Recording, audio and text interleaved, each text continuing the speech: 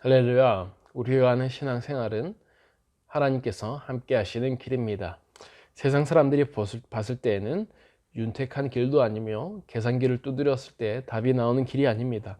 그러나 우리가 말씀대로 살아가는 것, 그리고 하나님과 함께 하는 것은 가장 윤택한 길입니다. 오늘 그 길을 살아가시며 그 길을 걸어가시는 저와 여러분이 되기를 간절히 소망합니다. 오늘 우리에게 주시는 하나님의 말씀은 시편 9편 1절에서 10절까지의 말씀입니다. 구약 성경 807면에 있습니다. 다 찾으셨으면 제가 읽겠습니다. 내가 전심으로 여호와께 감사하며 주의 모든 기이한 일들을 전하리이다. 내가 주를 기뻐하고 즐거워하며 지존하신 주의 이름을 찬송하리니 내 원수들이 물러갈 때에 주 앞에서 넘어져 망함이니이다. 주께서 나의 의와 송사를 변호하셨으며 보좌에 앉으사 의롭게 심판하셨나이다. 이방 나라들을 책망하시고 악인을 멸하시며 그들의 이름을 영원히 지우셨나이다. 원수가 끊어져 영원히 멸망하였사오니 주께서 무너뜨린 성읍들을 기억할 수 없나이다. 여호와께서 영원히 앉으시며 심판을 위하여 보좌를 준비하셨도다. 공의로 세계를 심판하시며 정직으로 만민에게 판결을 내리시도다.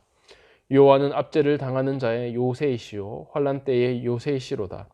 여호와여 주의 이름을 아는 자를 주를 의지하리오니 이는 주를 찾는 자들을 버리지 아니하심이니이다. 아멘. 할렐루야. 주님의 크신 은혜와 평강이 오늘 우리 모든 성도님들에게 가득하기를 소망합니다.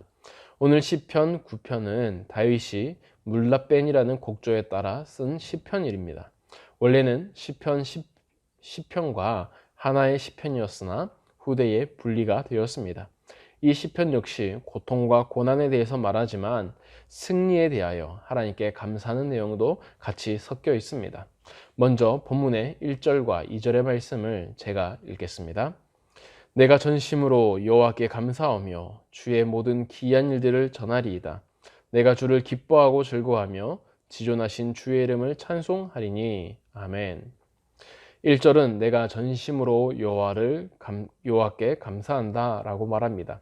여기서 전심으로는 마음의 전체적인 부분만을 뜻하지 않습니다. 히브리인들에게 마음이란 자신의 의지와 성격을 포함한 더욱 포괄적인 뜻을 가지고 있습니다. 마음을 다해서 찬양한다는 것은 마음으로 느끼는 것도 있지만 하나님께서 자신의 모든 의지와 노력을 다해서 찬양할 거라는 뜻이 담겨져 있는 것입니다. 이런 의미로 볼 때에 2절에서 다윗은 크게 기뻐하고 있으며 주님을 찬송한다고 합니다. 하지만 자신의 감정적인 기쁨에 머물지 않고 이번 주님의 하신 일들을 통하여서 더욱 주님을 바라보고 의지하겠다라는 그런 고백이 담겨져 있는 것이고 이러한 것들이 시편을 이해할 때에 중요하게 작용하는 내용들입니다. 이어서 왜 하나님을 찬양하는지에 대한 이유를 밝히고 있는데요. 3절에서 6절까지의 말씀을 제가 읽겠습니다. 내 원수들이 물러갈 때에 주 앞에서 넘어져 망함이니이다. 주께서 나의 의와 송사를 변호하셨으며 보좌에 앉으사 의롭게 심판하셨나이다. 이방 나라들을 책망하시고 악인을 멸하시며 그들의 이름을 영원히 지우셨나이다. 원수가 끊어져 영원히 멸망하였사오니 주께서 무너뜨린 성읍들을 기억할 수 없나이다. 아멘. 하나님께서 다윗의 원수들을 무찔러 주셨습니다. 그들이 도망치고 있을 때에 하나님께서 역사하셔서 그들을 아예 망하게 하셨습니다. 이는 하나님의 심판이었습니다. 다윗은 자신의 처지를 하나님께 말했고 하나님은 다윗의 의로움과 의견을 들어주셔서 하나님께서 심판하셨습니다. 그래서 하나님은 죄가 있는 나라들을 책망하셨고 악인들을 패망하게 하심으로 자신의 의로우심을 드러내는 그런 기회가 되었다는 것입니다. 다윗은 지금 하나님의 편에 서 있습니다. 그리고 하나님께서 의로운 자를 드러내시고 악인들을 처벌해 주기를 바라고 있습니다. 그러자 하나님께서는 다윗의 기도를 들어주시고 그대로 해주셨던 것입니다. 이제 함께 마지막으로 8절에서 10절의 말씀을 제가 읽겠습니다. 공의로 세계를 심판하시며 정직으로 만민에게 판결을 내리시리로다. 여호와는 압제를 당한 자의 요새시오 환난 때의 요새시로다. 여호와여 주의 이름을 아는 자는 주를 의지하오리니 이는 주를 찾는 자들을 버리지 아니하심이니이다. 아멘. 다윗은 이러한 하나님을 공의로 세계를 심판하는 분으로 생각하고 있습니다.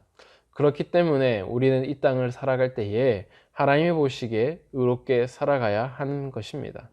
하나님 보시기에 올바른 모습으로 살아갈 이유가 되는 것입니다. 그런 자들에게 하나님은 요새와 피난처가 될 수 있을 것이며, 반면에 자신의 뜻대로만 살아갔던 사람들은 세상에서 패망하게 될 것입니다. 세상을 살아가다 보면 하나님의 공의가 서 있지 않은 듯하고 심판은 멀게만 느껴질 때가 있습니다. 하지만 다윗은 하나님의 역사가 있고 그 역사로 인해서 자신의 위기를 모면할 수 있었음을 말해주고 있습니다. 사랑하는 성도 여러분, 오늘 말씀에서 다윗이 하나님께 피할 수 있었던 이유가 무엇입니까?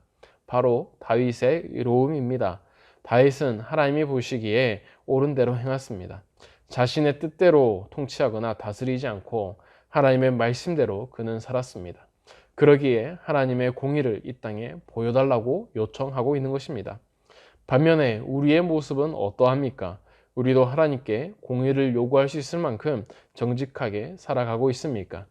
하나님이 우리 편에 되는 것이 아니라 내가 하나님의 편으로 살아가고 있는지를 우리는 물어봐야 됩니다.